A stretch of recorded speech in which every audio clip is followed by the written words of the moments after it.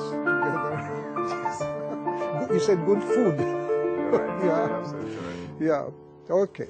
האורח שלנו הפעם הוא הפסנתרן הרוסי הנודע, דניס מצואב, ואנחנו מאוד מאוד שמחים לארח אותו כאן. שלום, דניס, здравствуйте. Здравствуйте, шалом, Марик. I met many Russian pianists, because as you know, there are many, and good ones, fantastic.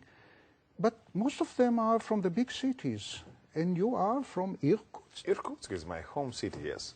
It's the Siberia region. It's near the famous lake of Baikal. It's the deepest lake in the world. You can drink this water from the lake. So can I say you are the first great pianist from this city?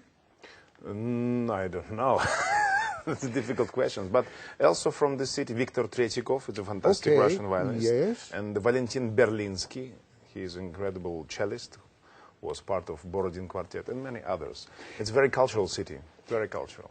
And you have a festival there now. Yes, it's already 6-7 years. Everybody was there, including Valery Gergiev из Mariinsky, Yuri Timirkanov in St. Petersburg Philharmonic, Yuri Bashmet, Spivakov. Next year, Maestro Zubin Mehta with Israel Philharmonic will go to the Irkutsk. Yeah, and we should mention that you just played with Israel Philharmonic in Moscow a couple of days ago. 3 days ago. 3 days ago, I heard it was unforgettable concert, and you are here as a guest of the orchestra, and we are very grateful to the orchestra for allowing you to come to us.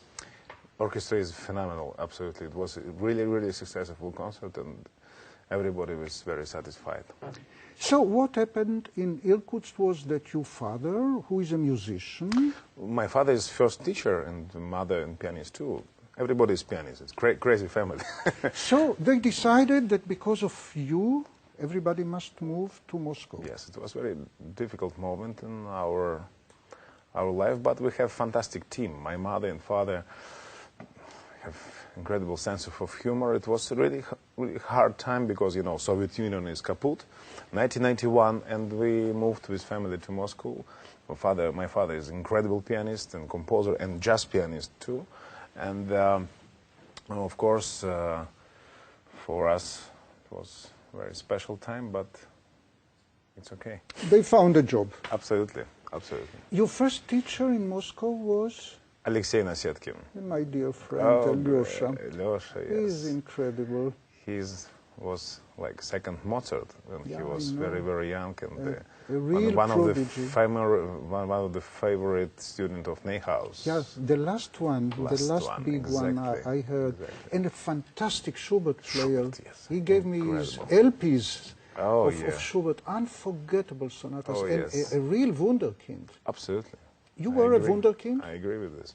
Yes, but also I was a very talented sportsman, because my football and ice hockey was first prize and music in second prize until 15 years ago. I broke my hands 3 times. I play in football every day by 6 hours. Same here from basketball. Exactly. I never practiced more than 1 hour a day by piano. One of the nicest definitions of a prodigy, a child prodigy, that I heard from Cocteau is somebody with parents who have big imagination. A child prodigy is a child of parents of great imagination. It's a difficult question. We need time to think of it. Difficult questions, absolutely. My first imagination was live concert by Richter in Irkutsk. When he came, it's a very, very famous tour from Vladivostok to Kaliningrad, including 45, 50 concerts by car, by train. They never traveling by flight, by plane. And when he came in my city, Irkutsk, it was something special, because everybody was magnetism he is playing, and I heard with. I remember last piece in the concert was variation Paganini by Brahms first, and by encore he was second one. You can imagine, incredible. I must tell you a story that Fima Bronfman told me, which is a true story, that Richter came to play the same Brahms Paganini in a small city in Italy, a very small place, and everybody was there. All the great pianists of Italy, you know, Richter, they come and play. Yes. Paulini was there. Just everybody was there, and they sat together. And Richter played it, and this was one of his bad evenings. Really? Yeah, it happens. And the Paganini went so badly, and he was so miserable and so on. And at the end of the concert, he very humbly approached the audience and he said, would you allow me to play it once again? Of course, everybody clapped, and Fima said that this was the best Paganini he ever heard in his life. Fantastic. Phenomenal. Phenomenal. And the other story when they play in football, and Mama, Dennis, please go home because Horowitz in Moscow. Please, live broadcast in TV. I say, I have very important game now. Don't distract me. And of course, when I back in home, it was incredible. You were in the defense. I can. Yes. Yeah, You're right. You look like a defenseman. Yes. Now nobody can pass you. Absolutely. You are the last stop. But sometimes I go by forward. Okay. Forward and go. You know, in our show we talk, but we also play. Oh yes, with pleasure. Something. Russian. Russian. Please, Russian. Maybe some piece when I play very often for encore. It's a Russian composer by Ladov, Music Box or Snuff Box.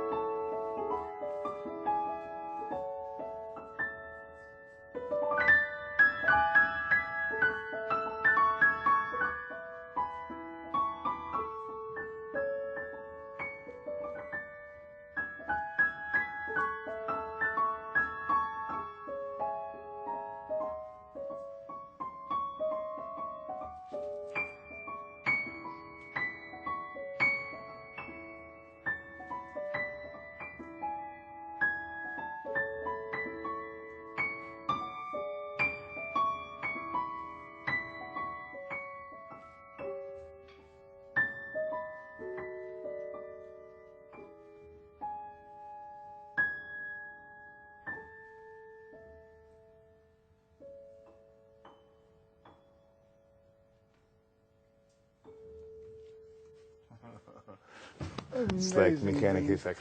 Amazing. My father, who was from Russia, used to call this little machine Katarinka. Exactly. Is it? Sharmanka. Sharmanka? Yes. And what is Katarinka? Katarinka, I don't know. Okay.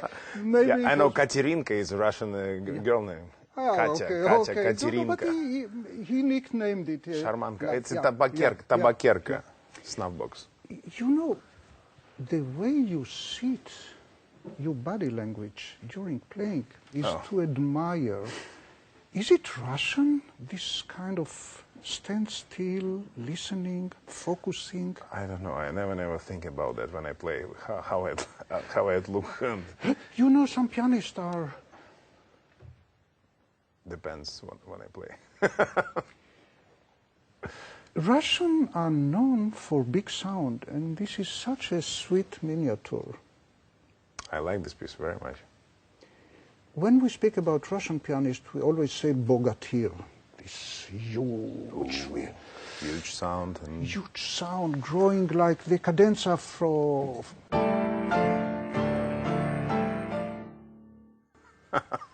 But Russian? I think that talent doesn't have nationality.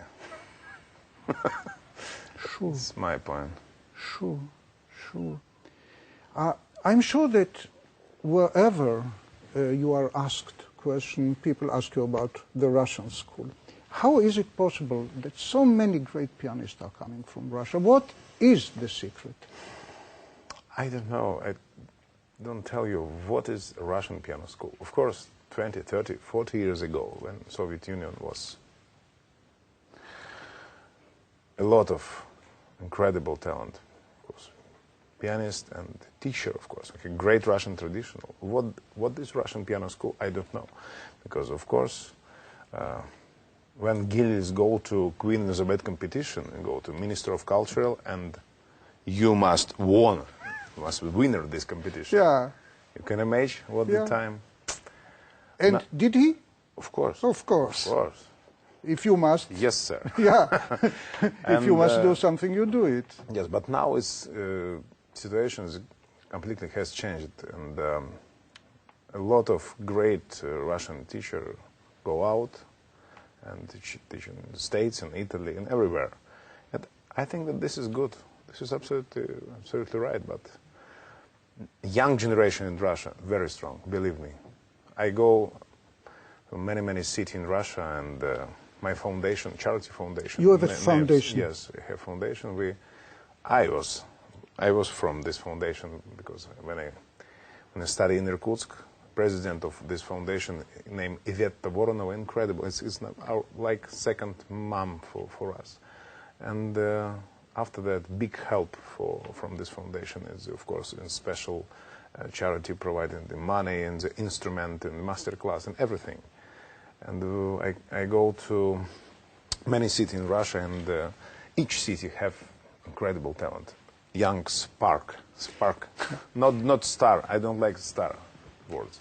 Russian pianists are known for a beautiful cantabile, for making the piano singing.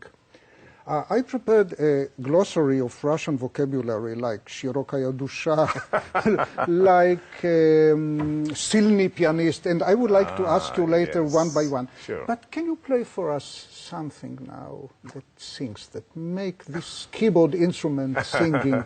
Yeah, I don't know. I will try something from Rachmaninoff probably.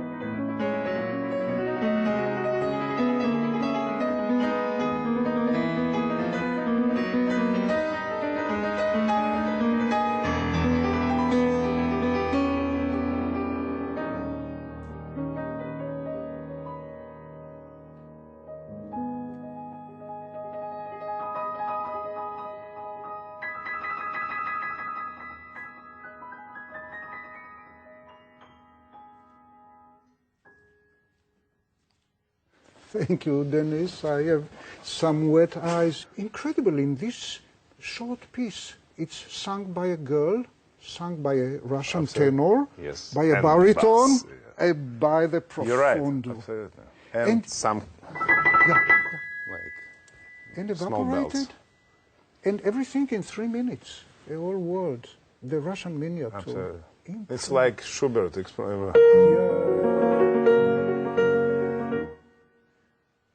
Why did you stop? Oh my God. Oh my God. Can you share with us some of the secrets, how you make this instrument sing so deeply, so beautiful, so softly? I don't know exactly. I have no answer because I thinking about it and how I did it. I don't know exactly. So you are saying that if the what is clear, the how is findable by itself? Yes, you're right. Completely intuitive? Only intuitive. Only intuitive. You are a great jazz player. Speaking of intuition. Jazz is my second love because classical music is my wife and jazz is my lovers. Okay. Hey, Denis, that's the educational television. Oh, sorry. Yeah. Sorry about that. Watch out. Sorry about that. It was a joke. No, I liked it. Jazz is it's really a big help for me because I like improvisation in interpretation in classical music, of course, without changing the note. But my father was an incredible pianist, jazz player too, and I listened a lot of great recordings by Oscar Peterson, Art Tatum, Earl Garner, and play something. Yeah, jazz.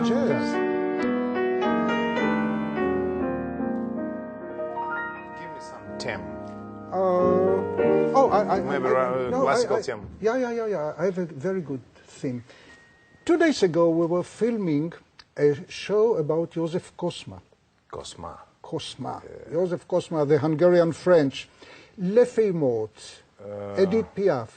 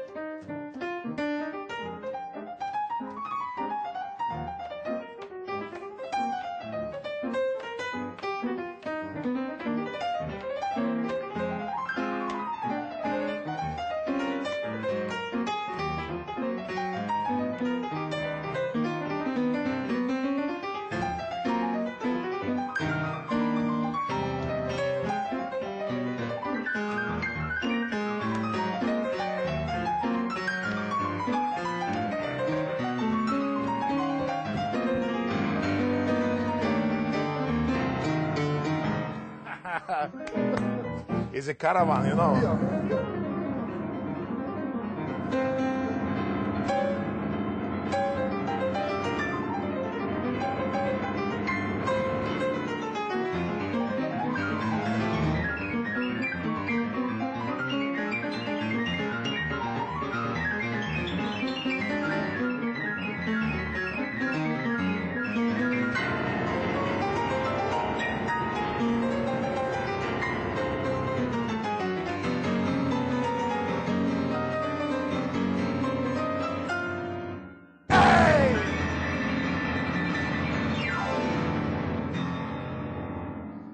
Okay, back in Tchaikovsky.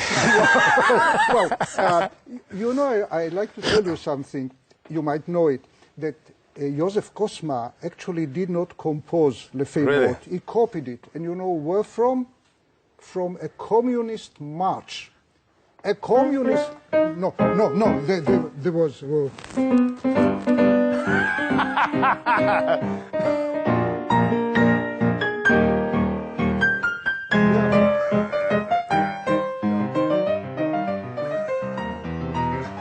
Beethoven too. I know. Better. Well, pathetic. Yeah, when you played it, I thought that you brought Le Feuille Morte back to the origin. Yeah. tell me why jazz is so important for classical piano.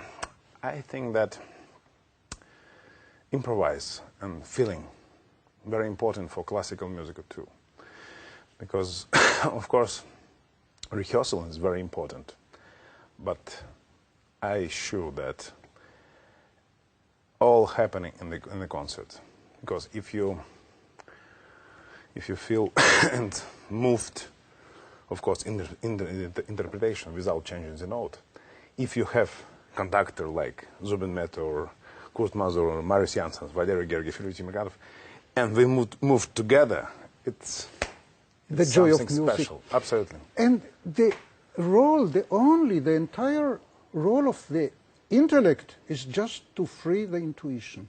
If we use the intellect to free the intuition... You're absolutely right. I agree with you. Denis, the inevitable subject, talking among pianists, competitions. You are a winner of first prize of the Tchaikovsky competition. So you, obviously, you love competitions. I don't like competition. I hate competition.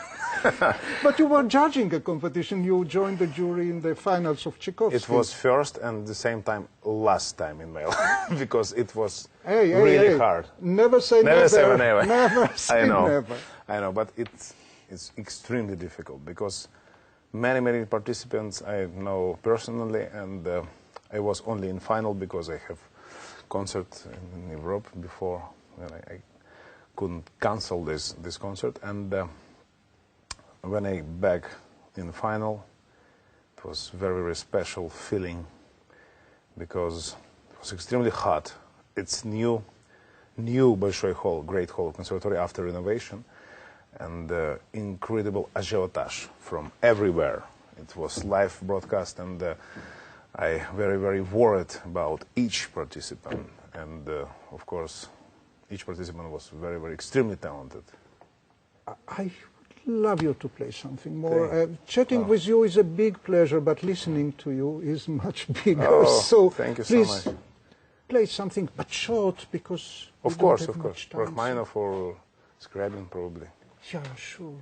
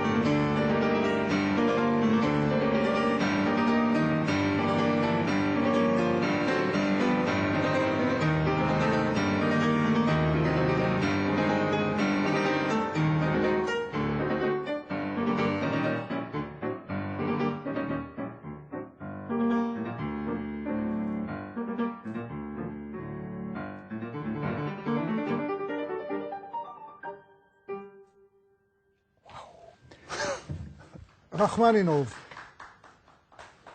Horses. Fanfare. Yes. Fire. Bells. Men's choir. Exactly.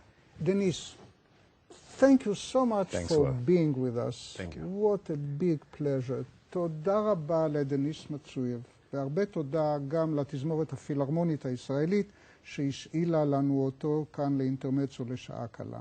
איזה כיף. בולשוי ספסיבה. Большое спасибо.